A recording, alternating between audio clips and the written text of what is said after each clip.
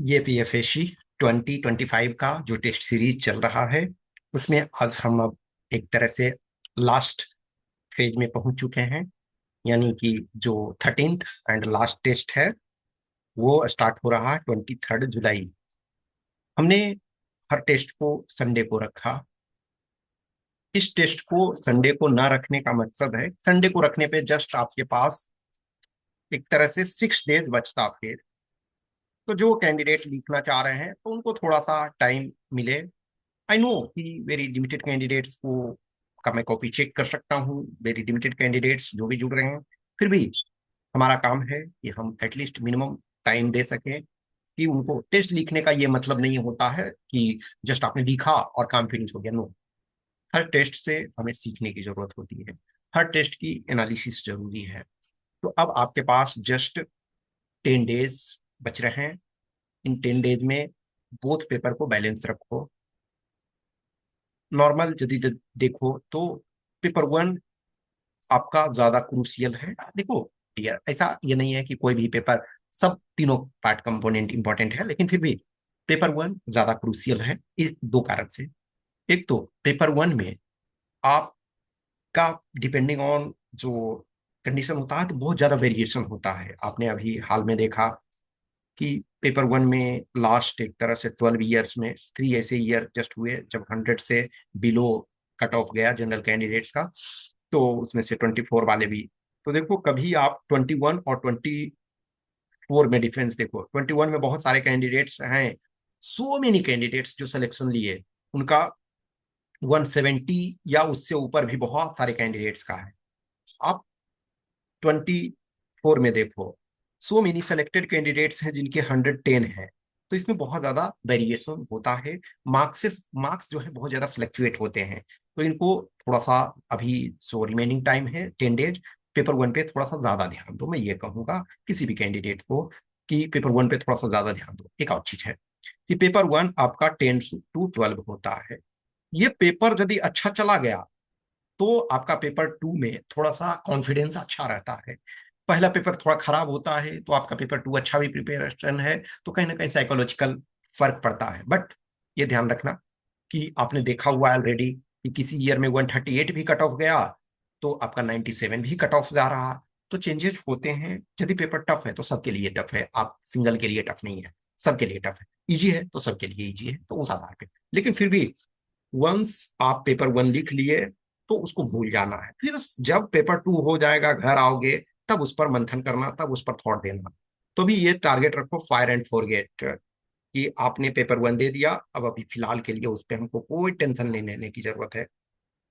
अब paper two पे focus करना। तो जस्ट 10 डेज अब आपके पास है। इन 10 डेज में दोनों पेपर पर ध्यान दो, लेकिन पेपर वन पे थोड़ा ज्यादा ध्यान दो, ये कहने की मैं कोशिश करूंगा। जो हमने टेस्ट की जर्नी स्टार्ट की थी तो ये 13th टेस्ट लास्ट पर पहुंच गए हैं। जो भी कैंडिडेट्स जुड़े हुए हो डायरेक्टली इनडायरेक्टली, सबको थैंक यू। एक जब स्टूडेंट का भरोसा होता है, स्टूडेंट का यदि कॉन्फिडेंस होता है, स्टूडेंट का फेथ होता है तो अच्छा लगता है सबके लिए।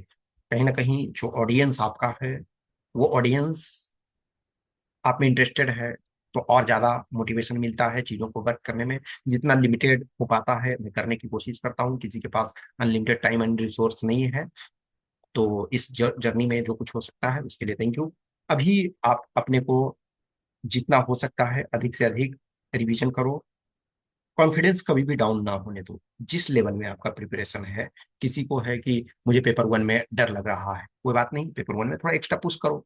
किसी को है पेपर टू में डर लगता है, थोड़ा सा पेपर टू में एक्स्ट्रा पुश करो। जो कंपोनेंट में आपको थोड़ा सा फियर लग रहा उसमें थोड़ा एक्स्ट्रा देने की कोशिश करो। जब एग्जाम 8 महीने होते हैं तो आदमी रिलैक्स होता है, कोई भी पर्सन रिलैक्स होता है कैंडिडेट। लेकिन जब एग्जाम 10 दिन में हो तो आपका सारा एनर्जी जो लगता नहीं है अब हमारे पास कुछ भी नहीं है, इस समय आपको कुछ भी सोचने की जरूरत नहीं है। एक और चीज है, अपने हेल्थ वगैरह को एकदम प्रॉपर अच्छा रखो। जो भी है एक्स्ट्रा वाटर वगैरह इनटेक लो। जूस वगैरह डेली पीने की कोशिश करो। अभी जूस मिल्क जो भी है, मतलब मिल्क तो थोड़ा सा कम, क्योंकि उससे थोड़े से क्या होते हैं ना, कभी कभी कुछ ऐसे पर्सन होते हैं जिनको ज्यादा मिल्क डाइजेस्ट नहीं हो पाता है। तो लेकिन अपने अनुसार है, थोड़ा सा जूस वगैरह, फ्रूट्स वगैरह ये सब लेने की कोशिश करो। जो बल्कि फूड है थोड़े से अवॉइड करो 10 डेज, ताकि बल्कि फूड से क्या होता है, एक तो एक्स्ट्रा नींद आता है, थोड़े उसके पचने में चैलेंजेस होते हैं। तो अभी अगले 10 डेज में हेल्थ भी आपका बहुत इंपॉर्टेंट पार्ट है, बहुत कम इंपॉर्टेंट कंपोनेंट है। उनको फोकस करते हुए चीज़ों को वर्क करो, चीज़ों को सही तरीके से इम्प्लीमेंट करो, और हमेशा रखो कि नहीं, हमने जो मेहनत किया है वो कभी बेकार नहीं जाएगा, हमने जो मेहनत किया है वो राइट ट्रैक पे किया है, और उसका फल मिलने वाला है। कॉन्फिडेंस यदि रखते हो तो उस कॉन्फिडेंस में दो चार क्वेश्चन एक्स्ट्रा बनते हैं। हमेशा sufficient number of question attempt करो, हाँ डिपेंडिंग ऑन नंबर ऑफ जो क्वेश्चन के स्टैंडर्ड के अनुसार, लेकिन फिर भी जितना आप कैपेसिटी है आपकी, उससे थोड़ा सा एक्स्ट्रा भी आपको रिस्क थोड़ा सा लेना चाहिए। देखो बहुत सारे क्वेश्चन में है कि 2 ऑप्शन हमने एलिमिनेट कर दिया, फिर निगेटिव मार्किंग है, आई नो कि एटलीस्ट हमने 2 ऑप्शंस को एलिमिनेट कर दिए हैं, तो उसमें रिस्क लो, जरूर लेने चाहिए।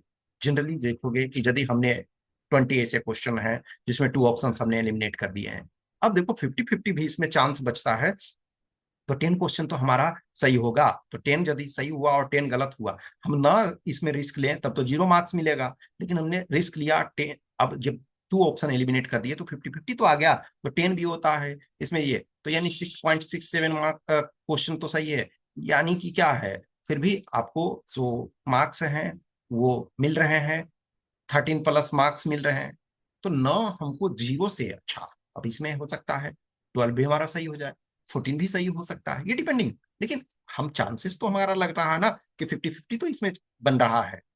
तो जब भी है थोड़े से एक्स्ट्रा रिस्क लो, आप एकदम उस टाइप का नहीं कर सकते हो कि 50 है तो 50, 50 आप बनाओगे, 55 बनाओगे तो आप ऑलरेडी गेम से बाहर हो चुके हो।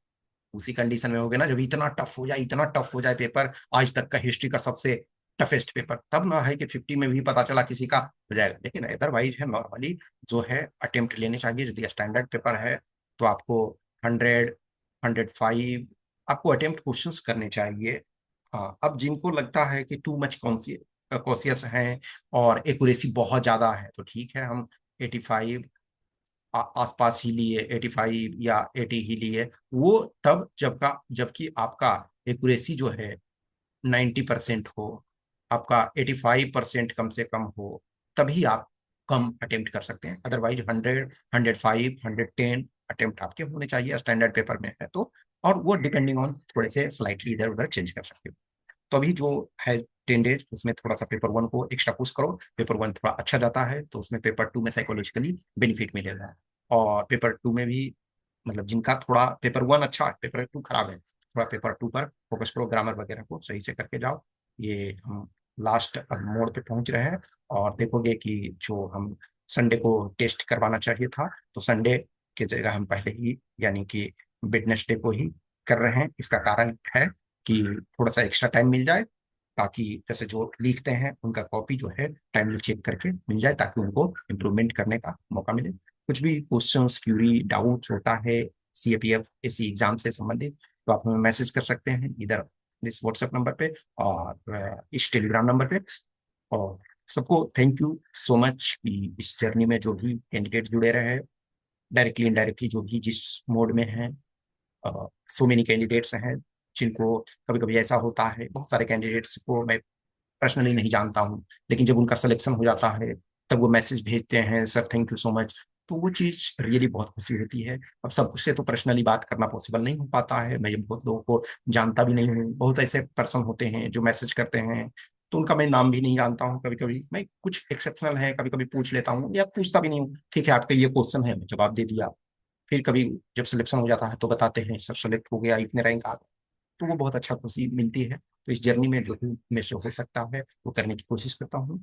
लेकिन ये आपका गेम है, आपका जर्नी है, आपकी यात्रा है, आप अच्छा करोगे तभी रिजल्ट होगा। हमारे किसी मेंटर के करने से कुछ नहीं होता है। आपको पता है कि यस हम कहाँ कंडीशन में है, किस कंडीशन में, किस सिचुएशन में है। आप दूसरे से भाग सकते हो, सपोज करो कि आप मेरे से बात करना नहीं बंद कर दोगे, कोई बात कर रहे हो नहीं करोगे, कोई फर्क नहीं पड़ता है। लेकिन आप अपने से कहाँ से भागोगे, तो आप अपने आप के प्रति अकाउंटेबल हो, अपने आप से पूछो यस हमारा कहाँ मिस्टेक हो रहा है, हम कहाँ कमी चल रहा है हमारा, उसको दूर करने की कोशिश करो। और ये एक जर्नी है, इसमें आपको प्रॉपर तरीका से यूटिलाइज करना है अपने टाइम रिसोर्सेज को। Okay, thank you.